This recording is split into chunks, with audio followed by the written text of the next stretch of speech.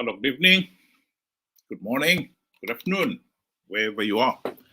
My name is Wilbert Mukori.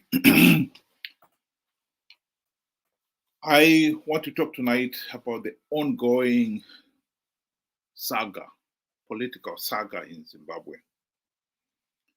The latest is CCC are in deep trouble. I think it is no exaggeration to say that Sengezo Tshabangu has thrown the Zanu PF cat among the CCC pigeons. And the cat,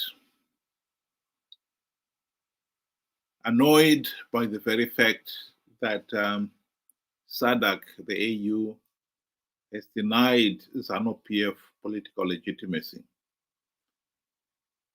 is going for the jugular vein. There really is chaos and pandemonium among the CCC supporters. Confusion, panic, you name it. What is happening, you might ask? Well, let's start at the beginning. MDC was elected by the people of Zimbabwe for the primary purpose of implementing the democratic reforms to stop Zanu PF rigging the elections. They had their golden opportunity to implement those reforms during the GNU of 2008 to 2018. They failed to implement even one reform. Not even one. Why? Simple. Mugabe bribed the MDC leaders with the trappings of high office. And the rest, as one would say, is history.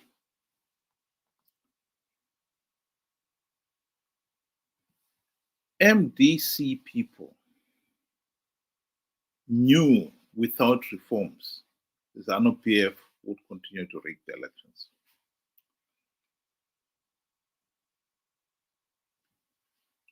They were warned by SADC leaders that they should not go into the 2013 elections, marking the end of the GNU, without reforms. This was an opportunity for MDC to rescue themselves from the mess that they'd made. They didn't listen. They went ahead and participated in those elections. The elections were so flawed, so illegal, that many of the leaders, notably Tendai and David Coulthard, could not deny that the process is flawed and that this was absolutely meaningless to keep on participating. This is what Tendai said in 2015 after the 2013 elections. No doubt he was trying to argue his fellow MDC members that they should stop participating in these flawed elections.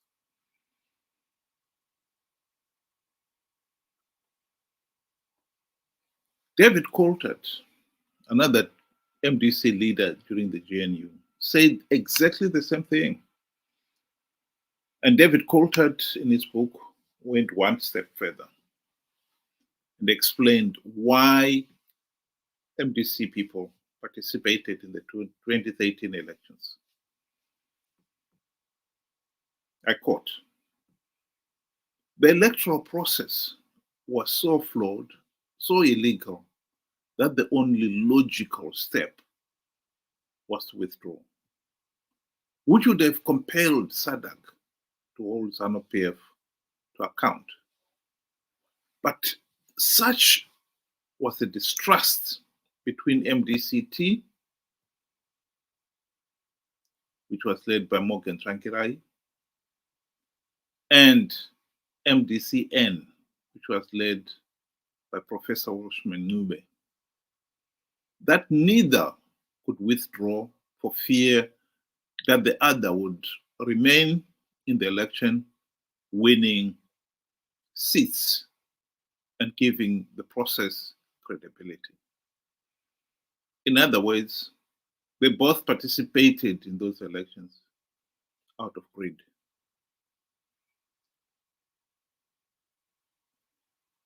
Worse still, they went on to participate in future elections, 2018, for the same reason, greed. And such was their greed that they were hell-bent on participating. And they would lie to their supporters and the Zimbabwe public at large. In 2018, Nelson Chamisa was the leader of the MDC alliance. And when he was persistently asked, why are you participating in these elections when you know that they're flawed? When you know that Zanu PF is going to rig these elections? He said that MDC alliance had come up with stringent measures to stop Zanu PF rigging the elections.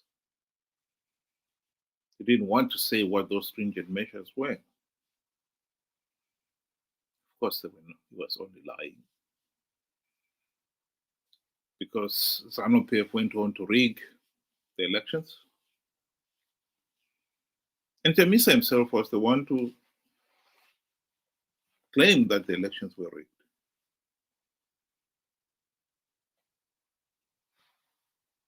In 2023, fast forward 5 years later, exactly the same thing happened. This time, Chamisa was lying to the people that he had plugged all the vote rigging holes. Zanu PF will not be able to rig these elections. CCC was going to win big. God is in it, he said. It turned out that he could not even do the most basic thing, like deploying election agencies at all the polling stations, even though the party was given the money to deploy those election agencies. So we have got here a party that has persistently participated in elections, knowing the process was flawed, knowing that participation only gives Zanu PF legitimacy, but they've persisted in doing it out of greed. That point some people refuse to accept, but it is a fact.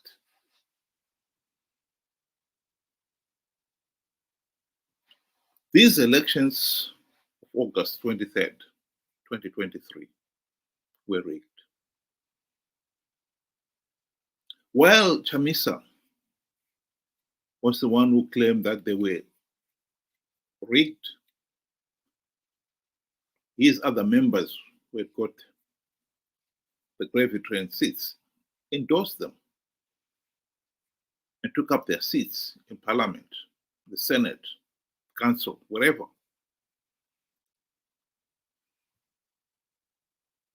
This brings up back to MDC itself. When Chamisa launched CCC in January this year, he did not have a constitution. He did not have the structure. He did not have properly elected officials in those leadership positions because he wanted to exercise power himself. All the other CCC leaders who aspired to have a seat on the gravy train were willing to tolerate it as long as at the end of the day they would get on the gravy train. They didn't, that's another matter. And this is exactly what has happened here. Soon after the 23rd August election, when the results were out, those CCC leaders, including Tshabangu, who did not get a seat on the gravy train, decided that they were not going to accept the process that had got the others on the gravy train. And so Sengezo claimed that he was the Secretary General of CCC, although many people out there would readily admit that they'd never heard of him before, much less of a Secretary General in the party. Nelson Chamisa had kept everything under tight control, that he had only about 5 or so designated individuals who held positions. The others, those positions were never filled. But suddenly Tshabangu said he was the Secretary General. What is interesting here is that one of the reasons why Chamisa did not want the constitution, the party structures, properly elected officials, is because he knew from past experience that Morgan Tsvangirai had problems with his Secretary Generals. We all know that Professor Wells Menyue was the Secretary General of the party, and in 2005, he broke away to form MDC Ngcube because he fell out with Morgan Tsvangirai. Tendai Biti became the Secretary General. But in 2013, he too fell out with Morgan Tsvangirai and formed his own party. So maybe Chamisa did not want to go down that route. So that's why he had this policy of strategic ambiguity, where there was no constitution, there was no structure, there were no elected officials. But when, after the 2023 elections, individuals who had aspired, who had hoped to be some of the lucky few to occupy these gravy train seats, found they were left out, that is where the problem came up. Tshabangu decided he was the Secretary General. And because there was no party structure, constitution, or anything, Chamisa could not prove that he was not. Tshabangu was clever enough to say the process that elected Chamisa as president of the party was the same process that elected him as Secretary General. There was no process that elected Nelson Chamisa president. He just declared himself the president of the party. And so Sengezo declared himself the Secretary General. And in a court of law, Chamisa and his team could not prove that he wasn't. And so the people who were recalled found themselves put out of parliament.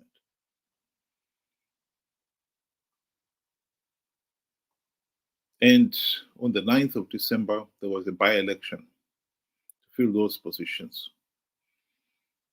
And Tshabangu had gone one step further and challenged the court that those people who he had recalled should not stand in the election under the name CCC, which they had done.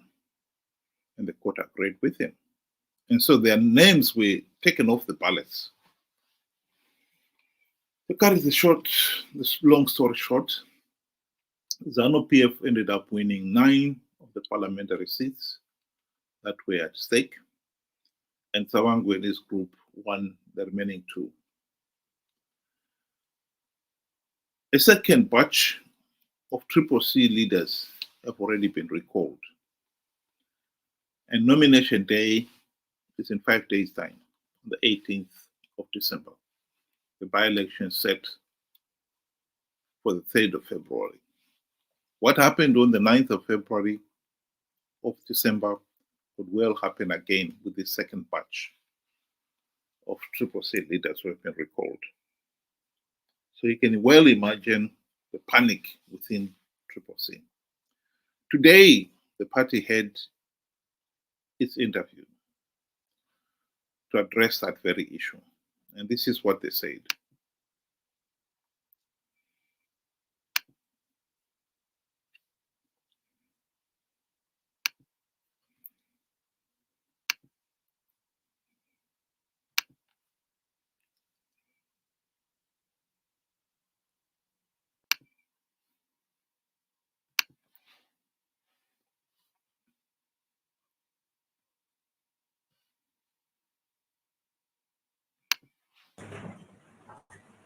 As a good example, the case of the election in Zimbabwe clearly did not comply with the minimum standards expected by SADC on free and fair elections. Neither did they comply with our domestic laws, including the constitution and the laws that govern the electoral processes in the country. Let me stop right there. CCC are now contemplating boycotting parliament altogether as a result of these recalls. Now they're going back to saying SADC, we had the election observers, as well as the AU, condemned the August elections as flawed and illegal. I need not remind you again that at the time, SADC said that at the end of the election process, MDC leaders took up their positions. Members of parliament, senators, councillors, and so forth. They agreed with the system and took up their share of the gravy train seats.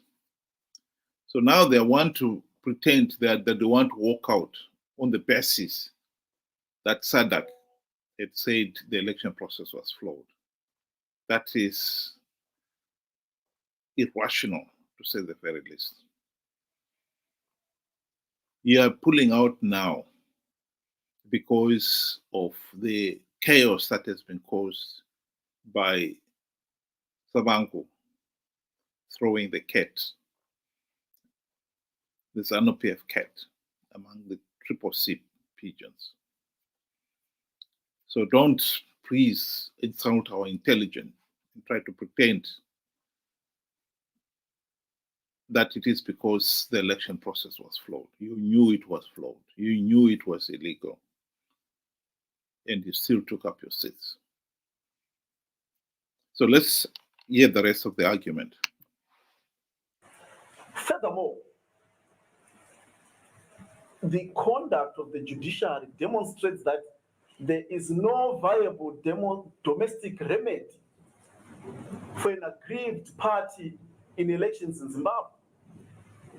And therefore, it means that now SADC is the basis to help Zimbabwe resolve this problem. Again, that is another absolutely meaningless argument.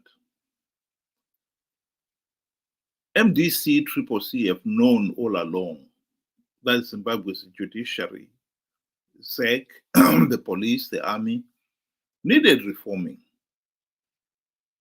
And that was the primary task they were supposed to carry out during the GNU. They did not, because Robert Mugabe bribed them.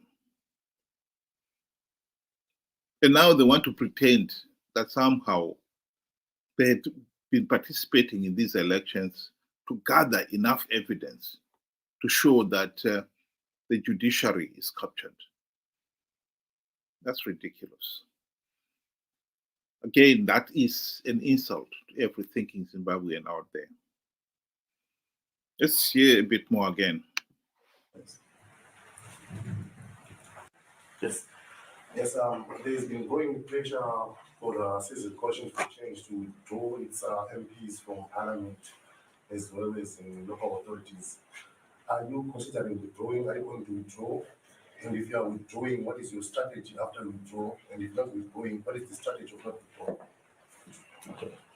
So another question.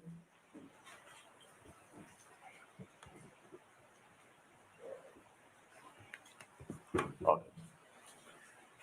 I think we stated in the statement that extensive consultations are underway in terms of our participation in Parliament. And as those consultations are underway, there are programs and processes that are going to be unveiled, which are going to complement or augment the parliamentary process. As you've already heard, we've got various sides of struggles. We are fighting in the courts. Yes, there are issues. People may talk about the compromise of the judiciary, but we feel that it's important to produce that body of evidence of the compromised state of our courts so that everybody can know, and to continue to pile pressure on the need for the necessary reforms to straighten up our institutions, including the judiciary, the Zimbabwe Election Commission, and others. You can stop there. I think this is just repeating the same argument as we have heard before. They want to pretend that they are somehow gathering enough body of evidence. That is just nonsense. And I think the people of Zimbabwe should dismiss it for what it is. Nonsense. We need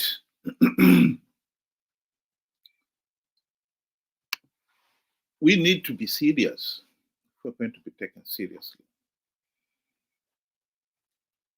The reason why CCC are now contemplating walking out of Parliament, boycotting the electoral Parliament, Senate, everything, is because of what has happened.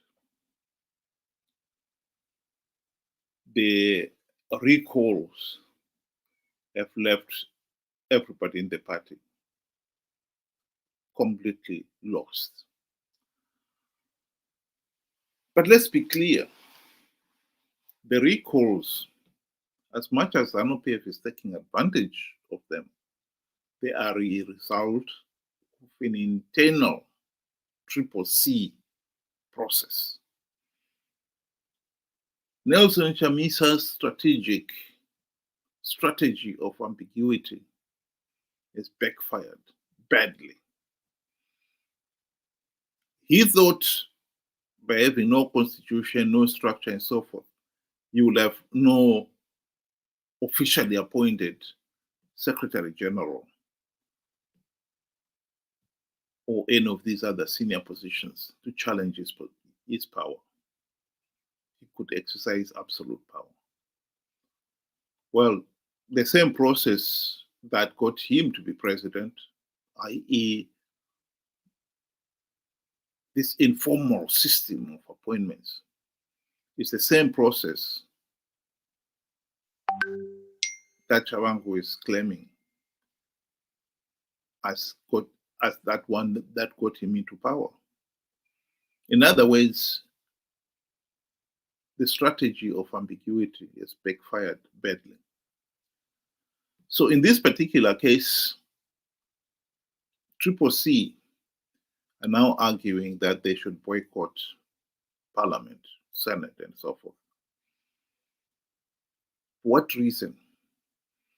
They want to claim that it's Zanu PF is making it very difficult for them to represent the people. That's nonsense. Zanu PF is only taking advantage of the chaos within the party.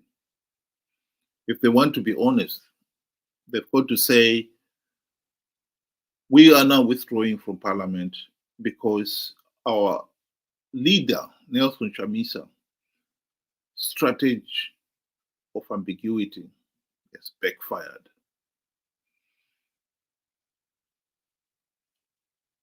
And no one can surely blame Zanu PF for it.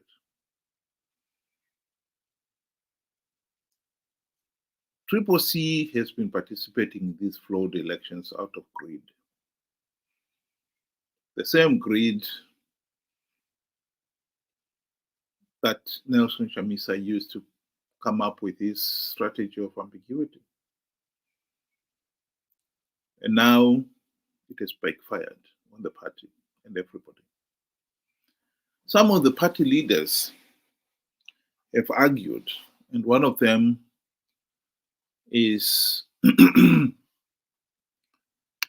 Mahere. She has argued that CCC leaders should not withdraw from parliament because to do so will allow Zanu PF to have his 2/3 majority. Now, some people may say, well, that makes sense. It doesn't make any sense at all. Because let's understand it. AU, SADC, and Zimbabwe's own Human Rights Commission, election observers, said the process of the August 23rd election was flawed and illegal. In other words, it failed to produce a legitimate government. So are we saying here that we want CCC to remain in government, although we know it is illegitimate? Because if we do, we are giving Zanu PF legitimacy then. And if we have agreed that CCC leaders can remain in government and give Zanu PF legitimacy, we cannot also blame Zanu PF for taking advantage of the chaos and infighting within CCC. But then Mahere was the political party, CCC, when it was launched in January. She was the spokesperson. So her closeness to Chamisa is assumed that she was very close. Soon after the elections, the August election, she was one of the few who did win a seat. She is the Member of Parliament of Mount Pleasant. She fought hard to win that gravy train seat. She contested as an independent in the 2018 elections. People argued and tried to convince her that the election process is flawed. But it was, you're wasting your time. She is so hell-bent on participating and winning a gravy train seat. She doesn't care that the election process is flawed. She doesn't care that the ordinary Zimbabweans are being denied a meaningful say in the governance of the country. She doesn't care that the consequences of another rigged election is Zimbabwe will remain a pariah state, a failed state. And the economic consequences of that, of the failed state, as we know, are dire. She didn't care about that. All she wanted is a seat on the gravy train. So when Chamisa launched CCC partly and she found herself the spokesperson she must have been very glad with herself because this position gave her an even better chance of winning one of the Graviton seats. And so she did. And now she is fighting to keep that seat. She is the one who has come out with all guns blazing that CCC leaders must not give up their parliamentary seats, senatorial seats, because that will give Zanu PF the 2/3 majority.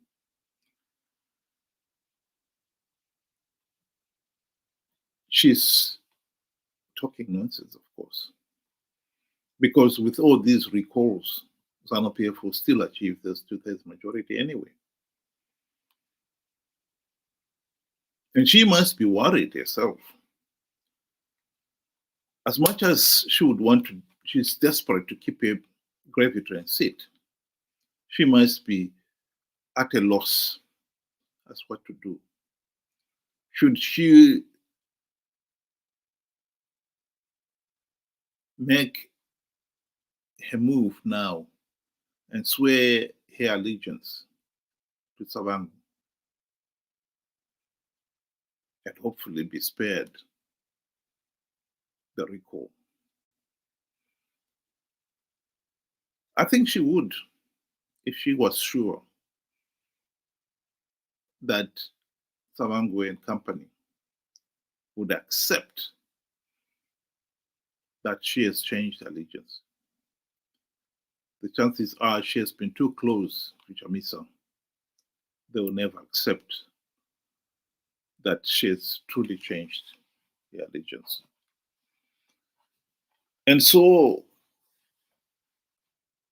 at the present moment, although Tshabangu has been instructed by the courts that he could not carry on with the recalls, he has so far recalled 2 groups, like I said.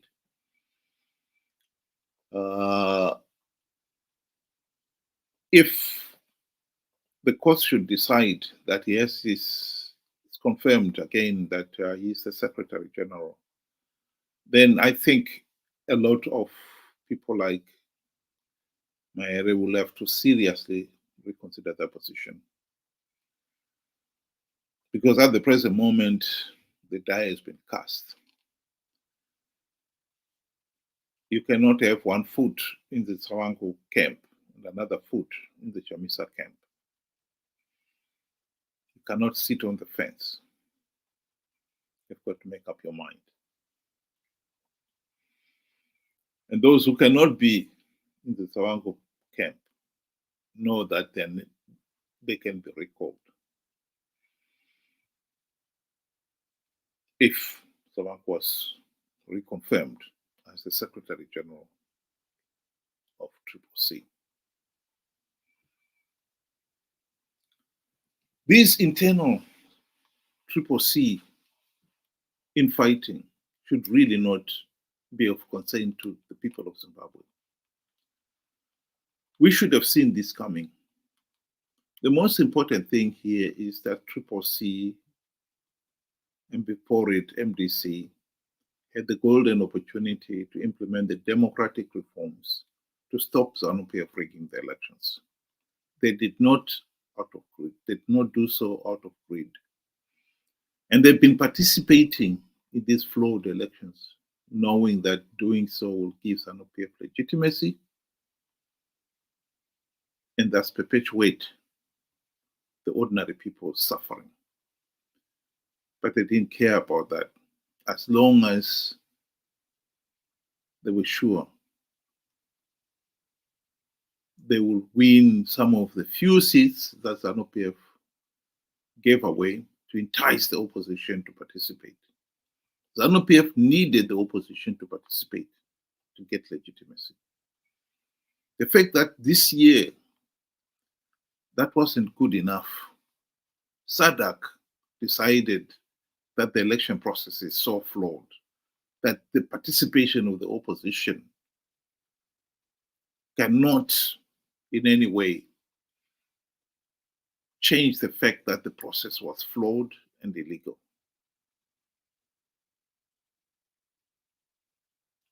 We are in a bad situation as a nation. We have got now an illegitimate government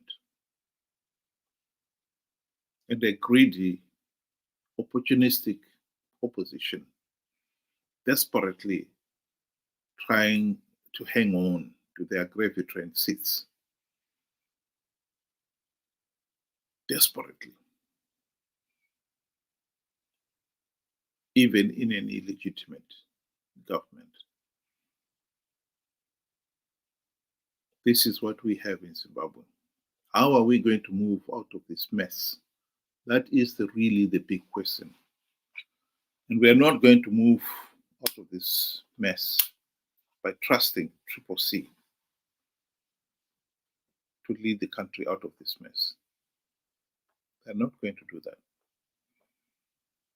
All they're fighting for is to keep the few gravy train seats that they have. That's all they care about. I think it's high time the people of Zimbabwe woke up to the reality that MDC CCC will never deliver the democratic change the nation has been dying for. If they fail to implement the reforms during the GNU when they had the golden opportunity to do so, when they had the trump cards, it is naive to think they could do it now when Zanu PF has got all the trump cards. And it is even more naive to think that they could do it now that one of their own has thrown this Zanu PF cat to wreak havoc among the CCC pigeons. The Zanu PF cat is particularly angry that it was denied legitimacy. And if it can decimate the opposition using the opposition's own weaknesses, and thus make it even more difficult for SADC to ever think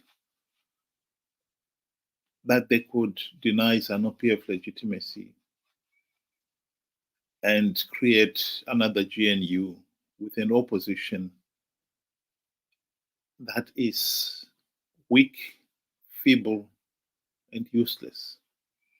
This is working in Zanu PF's favor. What we are seeing here is a situation where the Zanu PF dictatorship is sending a clear message that the people of Zimbabwe should be careful what they wish for. Wishing for political change in which the alternative is CCC is suicidal. Because CCC are greed, corrupt, and incompetent, and utterly useless. People should reject CCC for what they are. And we should be fighting for democratic change, to change the system.